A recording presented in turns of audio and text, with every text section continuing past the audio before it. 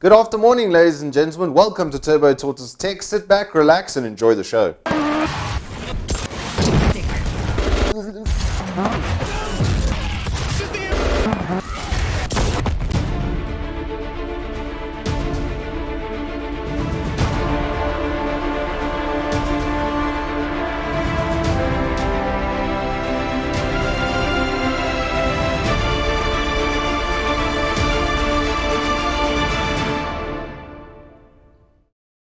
Hello and welcome. My name is Reese Wookie XXL Crossley and I will be your host here on Turbo Tortoise Tech, where we hope to give you a very unbiased, educated opinion on what's happening in enthusiast and budget gaming spaces to get you gaming as quickly as possible. Now, 20 years ago, I started with computers, an old Pentium 2 400 megahertz being my poor culprit at the time, and I have electrocuted myself extensively since then, hence the hair. After that, I went into gaming quite actively, probably from the age of about 13. It's a little bit fuzzy, being as long as it is ago, but you can say probably about 15 years worth of gaming, either competitively or on LAN. And this was pre-internet, pre-advent of us all being interconnected. So we'd have to lug our PCs off to a hall and have 400 sweaty dudes around you. But that's neither here nor there. What is important is the last 10 years, practically my entire professional career has been spent working in the IT field, whether it's in retail, corporate, or actually in distribution or for the vendor itself, being lucky enough to have worked for Gigabyte and Asus the last 2 years of my professional career, which has led me to this point here, to create an opinion piece with Turbo Tortoise Tech to give you guys reliable, pertinent information that actually relates to what's happening in the industry. Now, of course, that's me, but we have to establish a reference point for all of our reviews, which has led me to build the machine you see here. Let's get into it.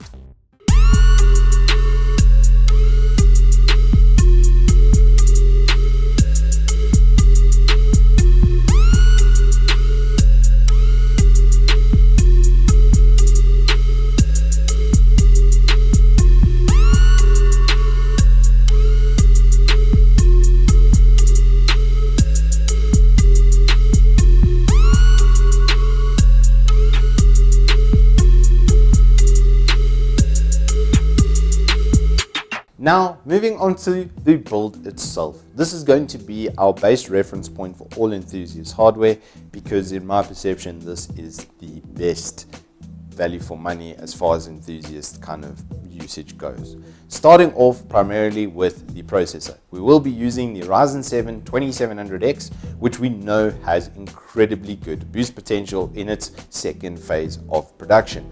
The Ryzen 7 1800X had a base of 3.6 and a boost of 4 GHz. This has a base of 3.7 and a boost of 4.3. And it actually goes a little bit beyond that, especially on single core entities like gaming and like FPS needs, whether it be Firestrike or Heaven Benchmark. Any synthetic or gaming thing actually benefits massively from that XFR potential.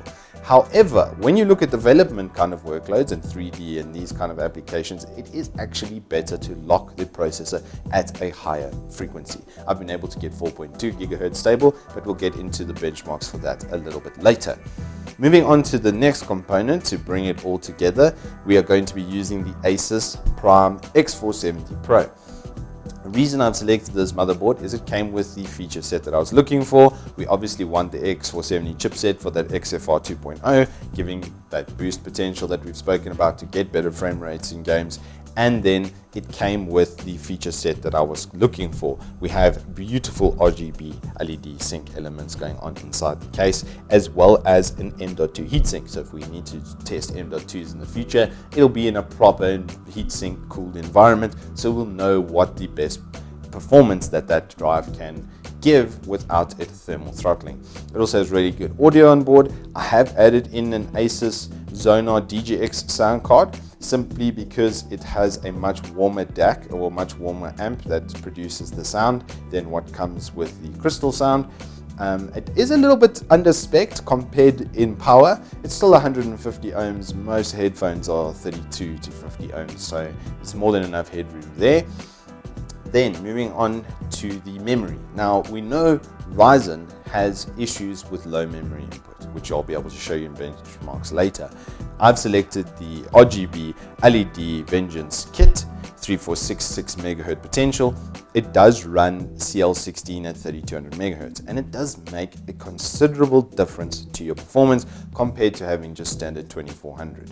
Now the Ryzen 7 2700X was updated with 2933 MHz memory support. So any memory that's 3000 MHz or more actually runs at 2933 without any issues. I do have this running at 3200 MHz, which is going to give us the best potential FPS in games. That's mostly where you see the gain off of that. There is some game in development, as you'll see with the benchmarks on Cinebench a little bit later, that the memory does provide. And it just looks really pretty. I mean, there's a disco going on my PC, and I'm really happy about it. Moving on from there to the case and fans and cooling. Now, I've gone with the Antec P400S. Simply because it is a silent chassis and it does have sound dampening panels, so it makes for a really good gaming experience. You don't hear this thing sitting next to you on the table and it's getting crazy frame rates, and the temps look really good. The Ryzen 7 2700X not really going over 55 degrees under any gaming workload, and I was able to keep it at 72 or less with development workloads, even with that severe overclock we were talking about earlier.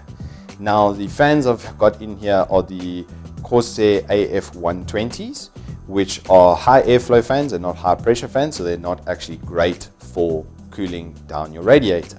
On the radiator, I've put the Cooler Master Jet Flows. The Cooler Master Jet Flow 120s have incredibly high pressure, and the Antec 240mm Mercury closed circuit cooler that we have on here performs its job very admirably with very, very low noise and very low fan curves. Moving on from there, we do have the Huntkey X2 900 watt power supply. I bought this originally for Crossfire setups because we know, especially with R9s, that they love to chow wattage. A casual 520 watts, it's like starting up a heater. But in this setup, it's going to do us wonders as far as testing SLI setups go. The wattages on those are about 100 watts better per card, so there's more than enough headroom to be able to do different kind of test setups and to overclock the processor as much as I want. The TDP on this chip's generally 105 watts, but I've already taken it to about 115, 120 watt usage. So having that 900 watt PSU in here is going to be of great benefit going forward. Now moving on to the elephant in the room, we have the 1070 Ti, specifically the Asus Strix 1070 Ti AAG. Now this is very important because this is an advanced binned chip. It means the core is of the highest quality. When the 1070 Ti came out, though, I wasn't much of a fan. I felt that the price point that it presented with the performance that it gave wasn't in line with what you would want to spend as an enthusiast. The 1070 and the 1080 still made, really good arguments depending on what you were going for. But now, with the pricing coming down, I think that this is the best time to buy a 1070 Ti. Why? The 1070 Ti and the 1080 share the exact same core.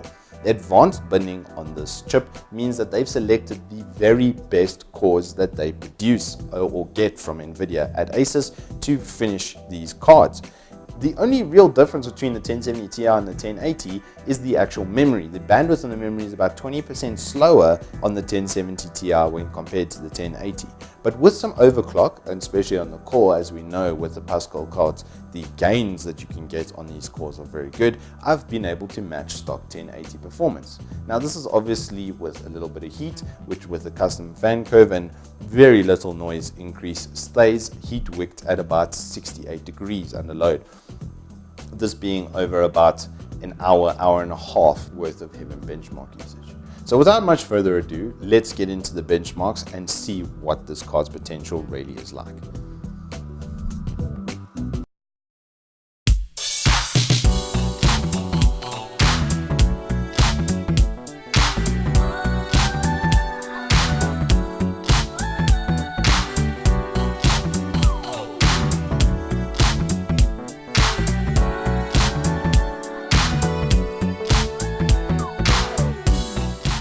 So now for the GPU section, we are going to be comparing the R9 390 to its replacement, the 1070 Ti. Let's have a look and see what this system is actually capable of. Just going to skim over the CPU portion for now because there's no actual reference data for us to speak about, but just to show you that it is kind of in the top end of PCs or of processors at the moment. It is in the top 3% of all PCs tested with the Passmark 9 software, and it is in the top 1% of all CPU scores. We see a top 10% only on 2D for some other reason. I could only suspect that Quadro cards and more specifically focused 2D cards are entered into that, but we do see a top 1% for the 3D mark. Having a look at Cinebench, we see quite a big increase of about 6% just owing to the RAM improvements. That is still with the stock XFR boost left to kind of do its thing. I did figure out quite a nice little trick to get XFR to go as high as 4.5 gigahertz. I haven't used it for these gaming benchmarks simply because I'm worried that it's going to distort the data in future tests, as it is temperature reliant. So unless the ambient temperature is quite low, it doesn't actually consistently have that gain. Looking at the OC increase, we do see another 5% on multi-threaded processing, but once again, we're not testing with 4.2 because XFR does actually boost higher on single and kind of multi-core threaded applications where you're not using all 8 cores. It's actually better to leave XFR to do its thing, and you will see better FPS results for gaming, which is basically what we're aiming to test here. Looking now at BF1 Ultra, we are going to be using this for our Frostbite engine test, as Battlefield is a very popular game, at least until Battlefield 5 is out probably, but for now we will carry on testing with BF1 Ultra. We will be doing the opening tank mission of BF1 Ultra. There are so many explosions, it makes a Michael Bay movie look like an episode of the Teletubbies. It is quite a long test time, similar to what you would experience within a multiplayer match online, but with less randomization as far as effects and particle effects go, so it should be a good test henceforth. Having a look at the benchmark results themselves, we see the average frame rate increased by 67% on the 1070 Ti overclocked compared to the older R9 390.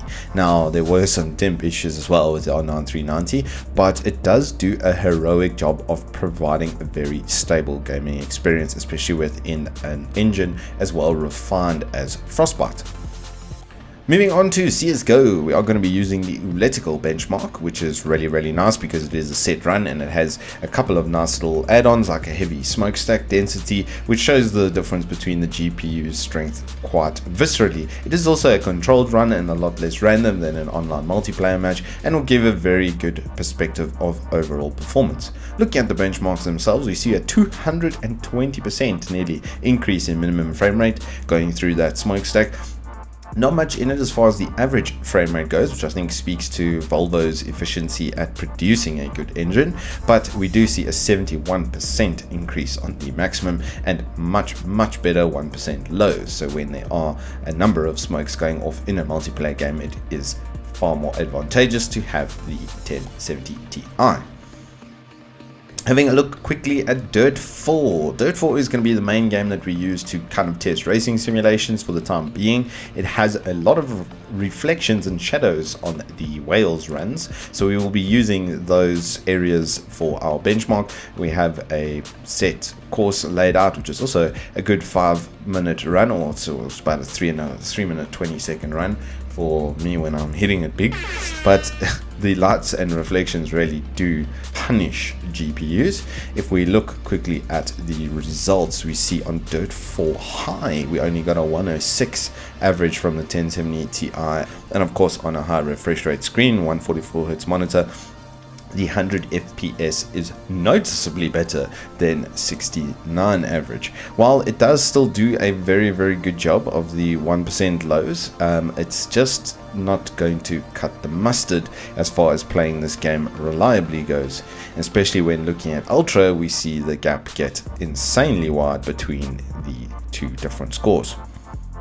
into left 1. Looking at Doom 2016, we are going to be using one of the set areas within Hull because there are a lot of things to blow up, and it will give us a good metric for the sheer amount of particle effects that are possible with this engine. Now, this engine on Vulkan is extremely well optimized, even for NVIDIA hardware. We see that the gains that are capable with this card is 125% on our average frame rate, which is just mind-blowingly better. Also, once again, for 144Hz gaming experience, the 1070 Ti going to be the clear winner. Looking at Dota 2 on the max settings, we are going to be using the BJG Thunder versus Infamous game from SEA. There are quite a large amount of particle effects coming through at 30 minutes from Pitlord, Disruptor, Jakiro, and Death Prophet. It is a controlled run again with the maximum amount of particle effects, but however, we do notice that the game is incredibly well optimized and that they are limited gains for superior hardware.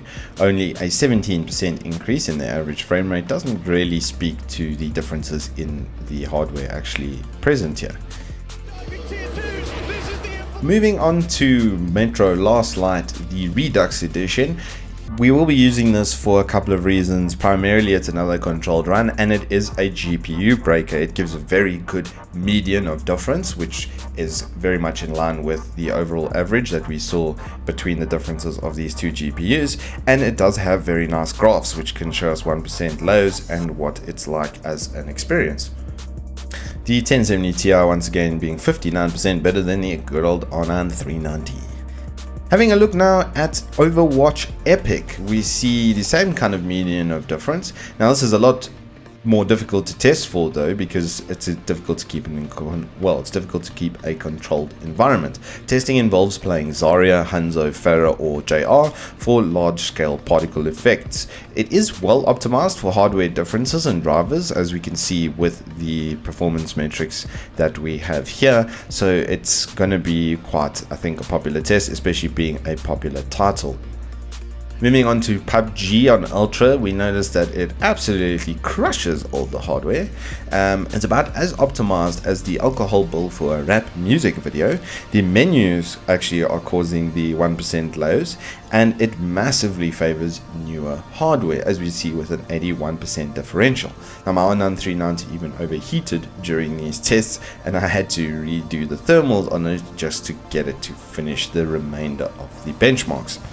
Moving on to Quake Champions Ultra, we see one of the best engines to date with some of the best graphics on offer as far as I'm concerned, this being the refined id Tech technology that we saw with Doom. It is insanely well optimized, especially for new drivers and hardware. There's 20 minutes of deathmatch and team deathmatch play for consistency, so we have a large portion of data with which to refer to, and particle effects and explosions are used as much as possible.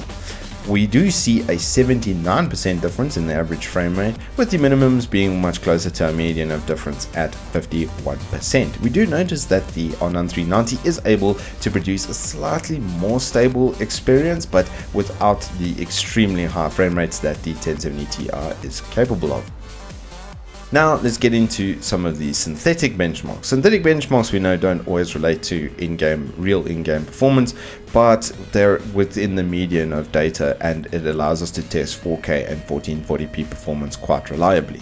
Looking at Superposition Extreme, the 1080p test, we see a 71% performance differential between the hardware, 74% average frame rate increase, which is absolutely fantastic, especially if you are going to be using it for VR experiences. The 4K test shows an even wider gap with 92% better score and 89% better average frame rate. 51% to 27 is quite a difference, especially when it comes to playability and usage experience. Looking at Unigine Heaven benchmark, now I've liked Unigine Heaven as an overclocking tool because you can run it in a borderless window and then do your overclocking live with live tests on the fly, which is extremely convenient. I have found, however, that it doesn't translate to other places, and that sometimes the overclocks that are achieved in Heaven aren't stable in other gaming areas, especially when I was doing the overclocking in this 1070 Ti. I noticed that I had to drop about 25 megahertz in the core and about 40 on the memory compared to well, when I was running Heaven, when compared to Firestrike wouldn't actually complete, and the system was crashing with those clocks, but running fine on Heaven. It also doesn't really give a good reference for the median performance difference in data. We see 108% better average frame rate, 109% better score, 38% better minimum FPS, which is the kind of only consistent to pull from here, and 102% on the maximum. It's not really going to be the most reliable of data sources. Having a look now at Vermin Tattoo. Now this is made on the Unreal Engine and it gave very, very interesting data. I think I'm going to be using this quite extensively in the future, because the Vermin Tattoo Extreme shows what we would expect from the median data, at least until 0.1% lows are considered, where it absolutely smashes the 1070 Ti. However, the average frame rates are very close within our median data. But as we drop the settings, we notice that gap starting to close and then eventually even disappear, which shows that the Unreal Engine, which is being used especially with lower texture settings, is much better optimized for newer hardware, but it still crushes PCs on the high end. And once again, it's very similar to PUBG. It uses basically the exact same engine as PUBG, but it's got a controlled environment with which we can use to create runs to give better data. So I think this is going to be a good focal point for us in the future, especially when looking at more high-end hardware. Now finishing off with the synthetic benchmarks, we look at what we managed to achieve with 3D Mark. Now scores are one thing and frame rates are another, graphics scores. So I've isolated all of them so we can see what the actual performance differences are, not just a score that's including physics. I have left the physics scores included because XFR is influenced by the GPU demand, so there might be less temperature headroom for XFR to be able to do physics, but for the most part these scores there are pretty consistent. Looking at it though, we see on 3D Mark CloudGate a 67% difference in score, but a 46 and 59% difference in frame rate. 3D Mark Skydiver, another 47% difference in score, 100% increase in score and frame rate though, when looking at the graphics individually. Nothing to call between the two as far as the physics go, which shows the consistency of XFR with different GPUs. Looking at Firestrike, which is known as a good 1080p test, we see that the scores are very close to the overall average median data. And what I really liked is the physics scores are 3 points different, basically giving a 0% median data. So with that, we know that the testing parameters for the CPU are going to be consistent. Looking at Extreme, we see the gap widening. That is due to that 1080 core on the 1070 Ti being able to handle higher resolutions much better than the older R9 390 counterparts. And once again on Ultra, the gap widening ever slightly still in favor of the 1070 Ti. 3D Mark Time Spy is a very good DX12 test, and we can see that the performance gains of DX12 hardware as we go through generations is getting considerably better. So we see an 80% increase in score, but a 92% increase on the graphics score, and 81 and 95% increase on the frame rate, giving us a total of 63% overall performance increase of the 1070 Ti when compared with the R9 390. Well folks, as you can see, the 1070 Ti is a significant upgrade to the R9 390. Not that it was a bad little GPU, it did its job more than admirably for the time that I had it, and hopefully the 1070 Ti will be able to last as long as that has. We don't know what that's going to be like with the RTX series out. Hopefully we'll be able to get our hands on that in the near future. Do like and subscribe though, because we will be running 2 sections concurrently, one for the enthusiast segment and one for the budget PC building segment, to which we've already got our first project complete. A full AAA gaming system for $350, or about 4,500 rand. So do stay tuned for that. I would also like to take this opportunity to thank the people that helped to make this happen. A big thank you to Asus South Africa and to AMD for everything that you guys have done to help set up this channel, and to EveTech for some of the finishing parts and memory and other pieces that we needed to procure to make this build happen. Thank you guys so much. Hope to see you in the next one. Enjoy.